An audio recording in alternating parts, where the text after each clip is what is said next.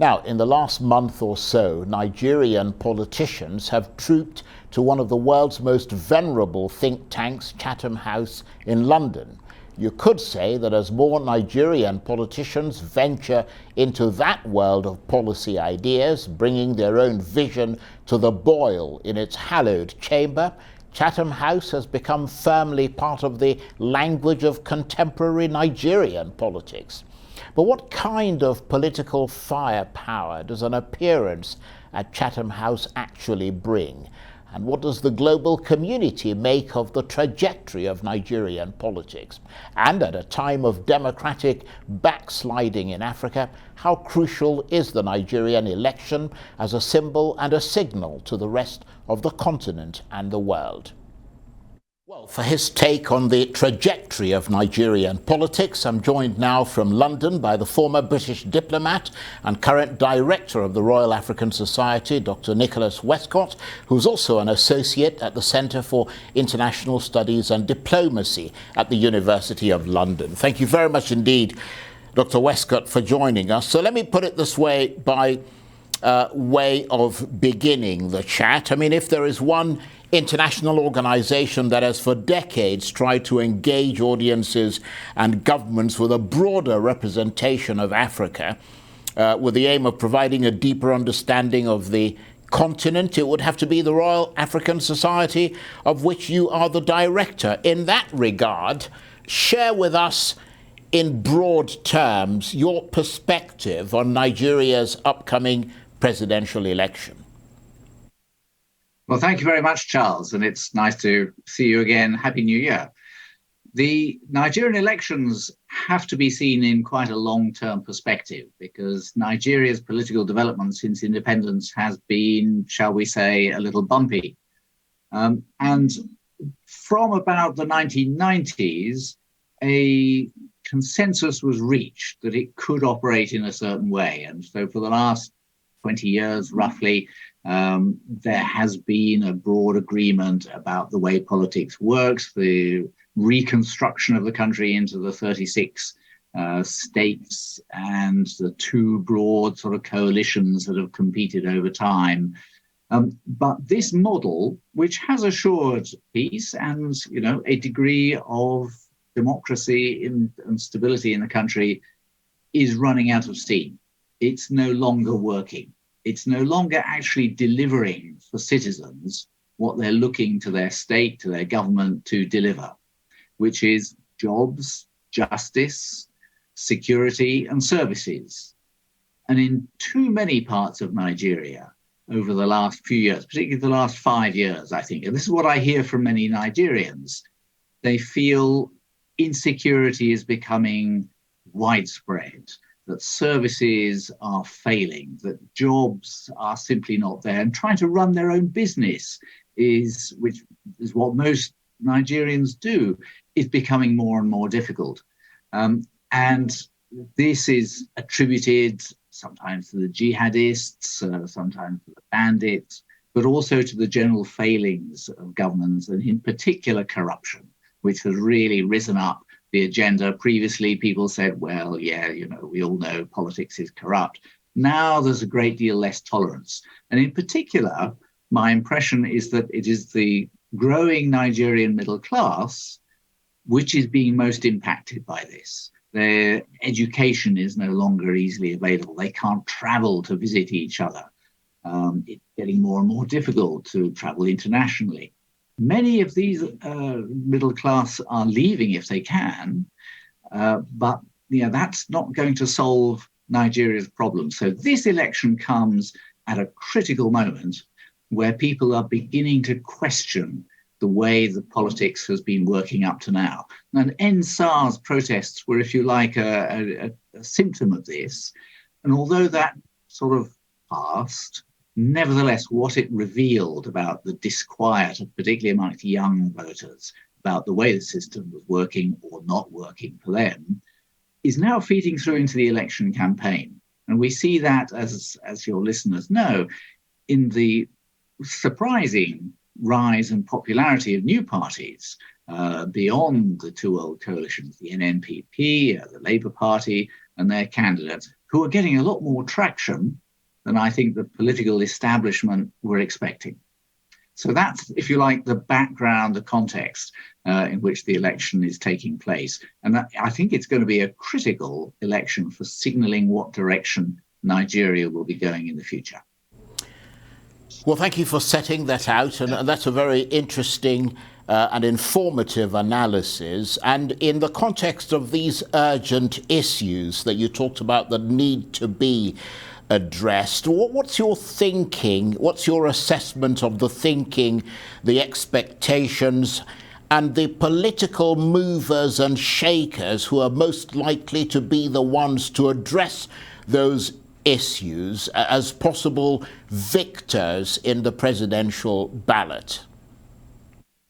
I think there are three big issues which, again, from my conversations, appear to be the top of everybody's minds in assessing how they're going to vote. The first is corruption and government inefficiency. The government is just not operating effectively. And in particular, I think people looking at the Buhari administration, many people are disappointed. It came in promising to tackle insecurity, tackle services, tackle infrastructure, and very little has happened. Okay, not a lot has gone disastrously wrong, but there's been a steady sort of feeling of deterioration and drift rather than purpose and direction. And a lot of people will attribute this to corruption. And it is one of the key campaigning points for, if you like, the new candidates coming in. Though all candidates, of course, always are against corruption, but some are believed more strongly than others in their confidence with people think they will actually do that. Second issue is security. And I've heard many reports of people saying, look, it's not even safe now to drive from one town to the next without the risk of being kidnapped or held up or murdered by bandits. Not to mention, of course, the jihadist insurrection still persisting in the northeast, that again, the Buhari government has failed to really control. And again, rumblings in the Delta, the southeast, where some disgruntled people are taking to the forest, picking up their Kalashnikovs, threatening violence again. So it's just general insecurity, which has now spread from the northeast across the northwest, is spreading even down into the southwest now. And people are very preoccupied by that. They don't look at the police or the army as being very effective in dealing with it, partly because there too there are lots of allegations of corruption and incompetence. And the third thing is economic, and the feeling that the economic management of the country hasn't delivered stable exchange rate, efficient use of tax revenues, efficient tax collection even, that there's too much leakage in the budgets of the system and not enough clarity for people to run their own businesses. And there are a lot of questions to the candidates who've all been speaking here in London at Chatham House about, how can business operate when the exchange rate is fluctuating, hard currency is difficult to come by, and imports and exports are constantly subject to delays and difficulty. So there's a lot of economic disquiet as well, not to mention many of the young people, particularly those graduating from universities, are finding it very tough to get jobs. They're well qualified, and that's why so many are leaving if they can. So those three issues, I think, are going to dominate the campaign. And on all of them, the APC record is being very seriously challenged.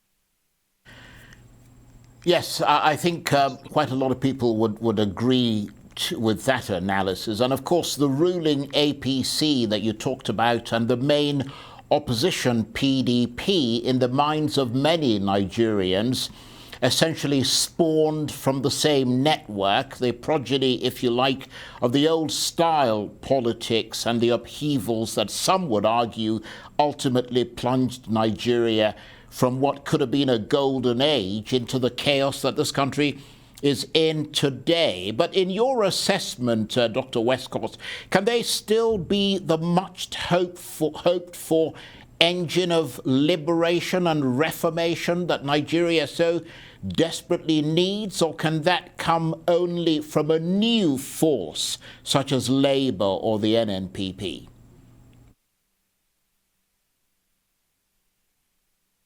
And APC represent the old style of politics. And this was built around building local coalitions or national coalitions between local power brokers. Who runs things in which area, and each party has tried to attract sufficient local support. And this, to some extent, was designed to overcome the challenges that were faced in the 60s and 70s, where the Biafran War and the rivalry between the North and the South had to be defused. And this was a means of doing that. And it succeeded to some extent in diffusing this political animosity, this political tension. But it was on the basis of a kind of patron-client system whereby money from the state would trickle down. And the trouble is, not enough is trickling down anymore. There isn't enough money from the state to satisfy everybody. And this old model of politics, which those two leading parties are masters of the art of manipulating. Both the presidential candidates are veterans of managing this kind of politics, making friends, bringing the local power brokers on board. But it's not delivering for too many people anymore. So the new parties are rising with a much more national perspective. They have their local power bases, west, southwest, but they are looking beyond this old form of politics to appeal directly to people. And the new young electorate don't want to get involved in the old power broking. They do want to have a direct say in what's going on. And that's where the appeal of these, and it's a contest between these two systems, the old local power brokers who have a structure, the money flows out, and that won't disappear overnight. It's quite well established, but the new politics coming in is trying to break that model and show that actually people's loyalty can be to a national figure, and that's what they think is necessary to break the corruption and incompetence that the old system has given rise to. That's enormously interesting. And you mentioned just a couple of minutes ago the Chatham House outing of many Nigerian politicians. Let's look at that. You are, of course, a member of Chatham House. It's seen all the leading Nigerian candidates making an appearance there. And Chatham House, of course, a venerable think tank which seems to have become part of the language of contemporary Nigerian politics. But in your assessment, what kind of political firepower does an appearance there give a Nigerian politician? I think that the Chatham House series, and they've had presidential candidates, Tinubu, Kwaso and Obi and the INEC, the chairman of INEC, all coming on that platform. I think it shows two things. Firstly, that all the candidates feel it's important to address the African diaspora in the UK and to some extent internationally, because these are broadcast widely. And that's a constituency they want to engage with. It's a very rich constituency, of course. But also very numerous and increasingly influential in countries and in Nigeria. So they felt they had to come and address this international audience, the diaspora. But secondly, it actually exposes some of these candidates to the kind of questioning which doesn't always happen at home. Many of the candidates go from rally to rally where they're pumping up the faithful. They're not being challenged by the questions. And at Chatham House, the questions are open, the questions are free. Some of them are asked difficult questions, and it's been very revealing how they reply to them. And the sort of traditional Nigerian political rally style approach doesn't work quite so well in this rather small, slightly more intellectual audience. And it has been revealing to see how each of the candidates responded.